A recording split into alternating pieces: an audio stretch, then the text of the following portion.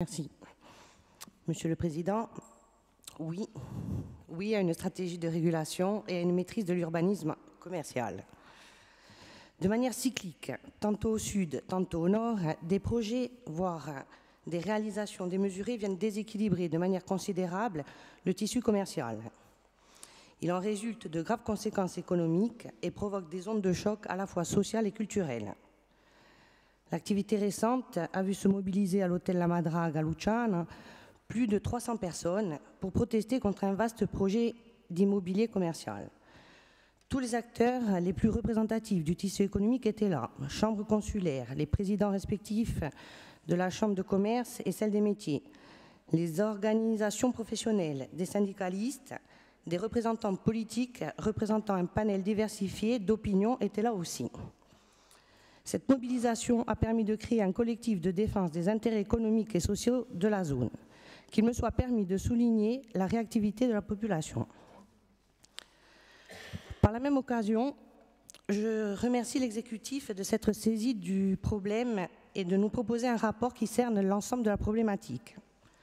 En effet, la prolifération des grandes surfaces en périphérie des agglomérations ne peut être un modèle viable. La déstructuration des commerces en centre-ville ne peut en aucun cas être acceptée comme une fatalité.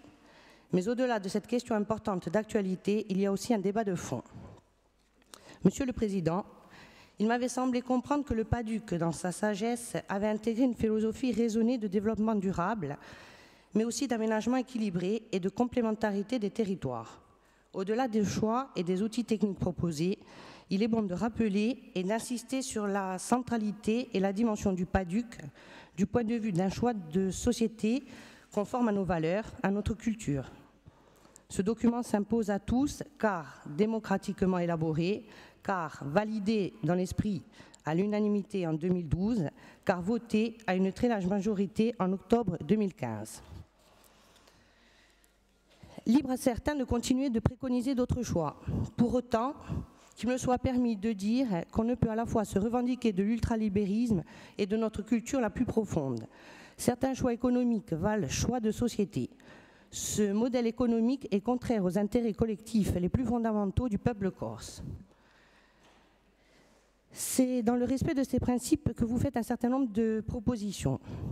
Comme vous le mentionnez dans le rapport, l'absence d'outils juridiques adaptés, de doctrines territoriales et de documents cadres pour planifier l'ouverture des centres commerciaux à l'échelle de l'île sont les principales raisons qui ont conduit à la situation actuelle.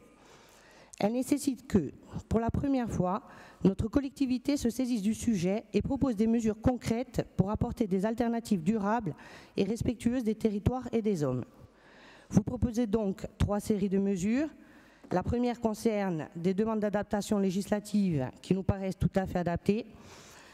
La seconde propose l'élaboration d'un document cadre d'aménagement commercial en concertation avec l'ensemble des acteurs concernés qui aura vocation à aider les EPCI à déterminer et à organiser ses besoins en matière de surface commerciale. Un document, déclinaison préopérationnelle du PADUC, qui sera le produit d'une co-construction avec les intercommunalités, premières concernées, et la Chambre des territoires.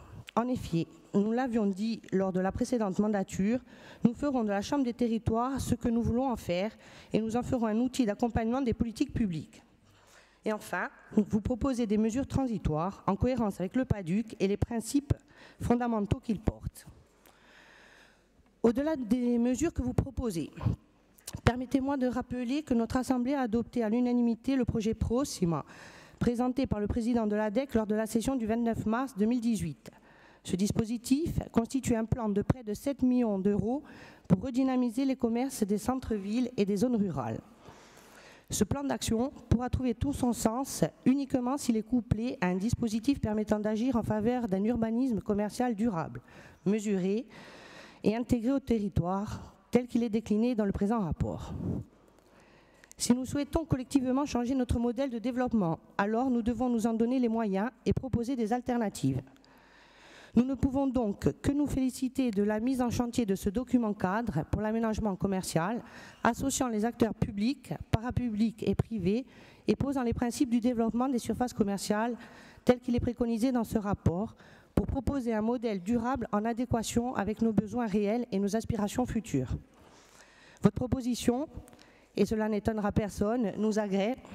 Votre méthode aussi. Nous voterons donc avec enthousiasme votre rapport. A ringraziarvi.